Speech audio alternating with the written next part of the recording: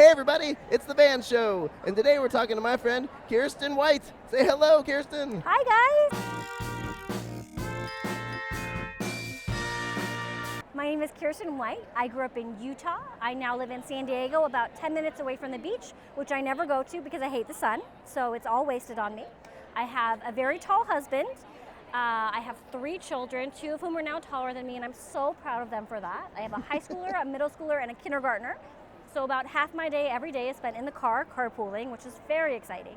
I have a dinosaur that lives in my backyard. Her name is Kimberly, and she is a tortoise. Cool thing about tortoises that not many people know, they're actually omnivores. They're not herbivores, but they're so slow they can't catch most things. But if she ever could catch us, she would eat us, which makes her a really good pet. I like her a lot. I also have 3 battle spiders. Some people call them hermit crabs, but I like to view them as like armored spiders.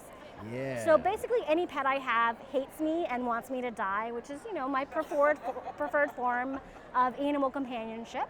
I love reading, which probably shouldn't surprise anyone here. My favorite genre to read is horror, because I like reading about terrible, terrible things happening to other people. It makes me feel better about my life when I'm stuck carpooling all day, every day. Let's see, I have 4 siblings, 3 sisters and 1 brother. My husband has 8 siblings, 4 sisters and 4 brothers. So I'm currently up to 29 nieces and nephews. I could tell you all their names, but not all their birthdays. I don't even know how old they all are.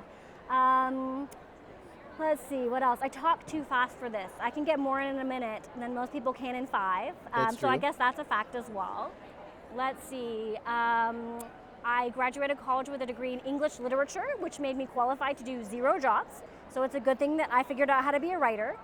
Hey, writer's a job. Writer's a job. It's a great job. I love my... And that's time. Oh, good. Okay. Well done. You did it. Yeah, you did a great job. Now, let's backtrack a bit. Okay. I'd like to talk about your battle spiders. Yes. Now, so you have hermit crabs. I'm a bit familiar with hermit crabs. Mm-hmm. Do you need to change out their shells every once in a while as they get bigger? No, what you do is you just leave a variety of shells in their enclosure with them, and they change them, and they kind of change them at random. It's almost like they're tired of what they're wearing that day, so they'll switch to another shell, and then the next day they'll be back in the original shell. Oh. So as long as you have a variety of shells for them to choose from, that's all you need to do. The Dark Descent of Elizabeth Frankenstein is a retelling of the original Frankenstein. I wrote it in honor of the 200th anniversary of the publication of Frankenstein. It was always my favorite classic novel. I loved the questions that it asked. I loved the fact that it was written by a teenage girl. Mary Shelley wrote Frankenstein when she was 18, and she basically invented the science fiction genre, which is so impressive.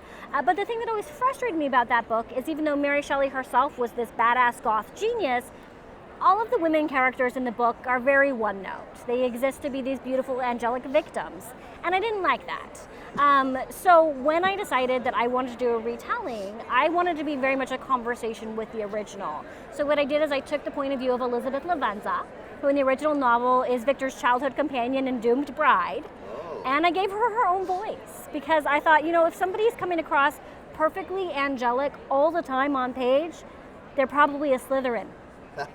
There's probably a lot going on that they're not showing you.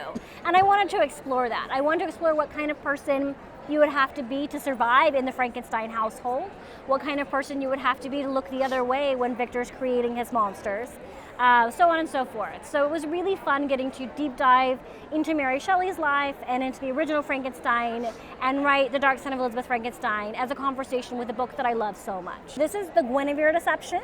It comes out on November 5th. It's the start of a new trilogy. So The Dark Descent of Elizabeth Frankenstein is a standalone. It doesn't have any sequels, but this will be a trilogy.